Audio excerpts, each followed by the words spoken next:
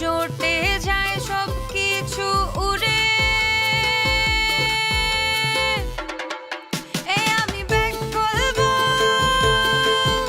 আমি ব্যাক করবো, এই আমি ব্যাক করবো। কি রে এমন লুঙ্গিটা কি করো?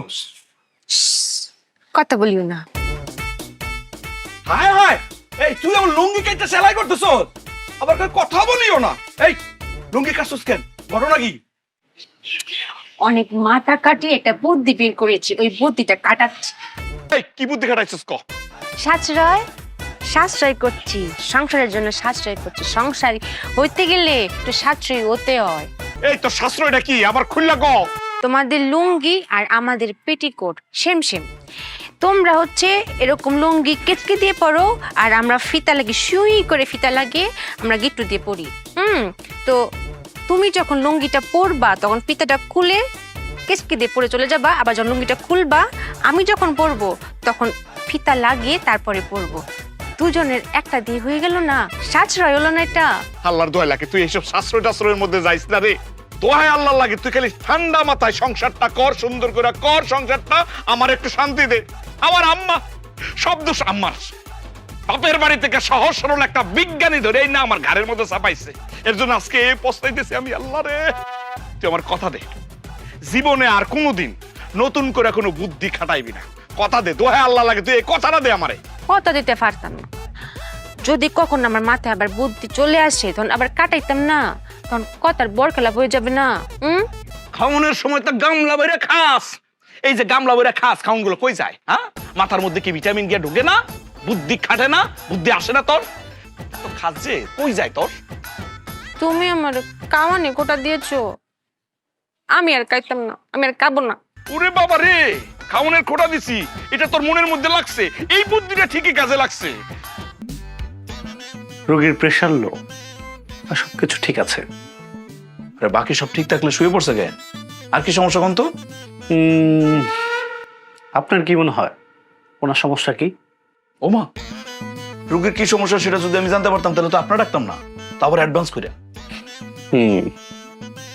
আপনার কথা হয়, কিন্তু আপনার চিকিৎসা তো হইতেছে না ডাক্তার সাহেব।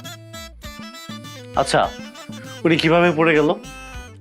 মাথা ঘুরে পড়ে গেছে নাকি অন্য কোনো ভাবে? আমি জানি না। তাহলে কে জানে? আম্মা জানে। আপনার আম্মাকে ডাকেন। আম্মা তো আইতো না। কেন আসবে না? আমার রাগ করেছে আমার উপর। কেন? আমি যে back call. Problem find out. আপনার ওয়াইফ ব্যাক কল, এই জন্য সে অসুস্থ হয়ে পড়ছে। আরে কি উল্টাপাল্টা কথা বলতেছে ডাক্তার সাহেব, আমি বুঝলাম না। দুনিয়াতে কোন জায়গায় লেখা আছে যারা ব্যাককল তারা খেলে অসুস্থ থাকে, আর যারা চালাক তারা সুস্থ থাকে সবসময়? আপনার কথা হয়। আরে আপনার চিকিৎসা তো ঠিক মতো হইতেছে না, বুঝতেছেন না আপনি? এখন মূল যে সমস্যাটা হচ্ছে, আপনি কবে থেকে নিজেকে সিক ফিল করতেছেন? যেদিন থেকে আমার স্বামী আমাকে বলেছে তুমি খালি কেটে জানো, তোমার মাথায় কোনো বুদ্ধি নেই, বা খালি খাওয়ার কথা মনে থাকে, সেদিন থেকে আমি খাই না। এই কি করে তুই তুই না খাই আসোস?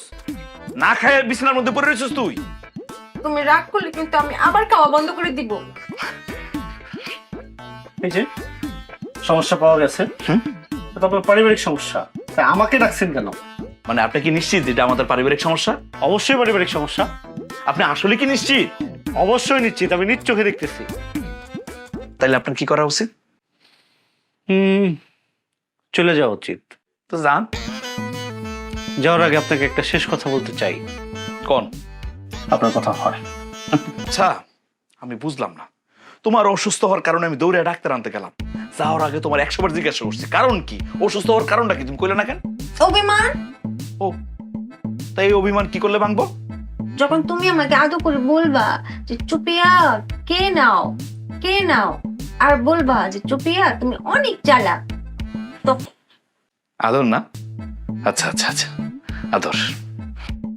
আমার সিদ্ধান্ত নেওয়া শেষ। আর যাই হোক, তোর মতো ব্যাককলের সাথে সংসার করা যাইব না। যা যা, তুই আমার চোখের সামনে থেকে যাবি, আর কোনোদিন তুই আমার চোখের সামনে আসবি না। যা। তুমি কই যাইবা সেটাকে আমি কই দিমু? সামনের দেশে যাও। আরে আমি ভাবছি কি ভাবছি যে বিয়ের পরে তুমি চালাক হয়ে যাবি। চালাক তো হইলি না, খালি ব্যাক করি দেখলি তুই আসলে চালাক হওয়ার মতো ভাইয়া না। আমরা গেলে ব্যাককল কাও করে, আমি ব্যাককল না তো, আমি কি চালাক ছিলাম। কি কইতেছস? আমি যখন নাকি চালাক ছিলাম তখন তিনবারের লাগে বেগে গেছিলাম। তারা আমাকে 2-3 মাস করে রেখে রেখে ফেরত দিয়ে গেছে। অনেক বুদ্ধি কাটিয়ে ভেবেছি যে আমার আর চালাক টাকা যাবে না। আমি ব্যাক করে তোর সাথে আমার বিয়ে হয়েছে। আল্লাহ আল্লাহ আল্লাহ, আমি কি শুনলাম? হ্যাঁ, কি শুনাই না পারে?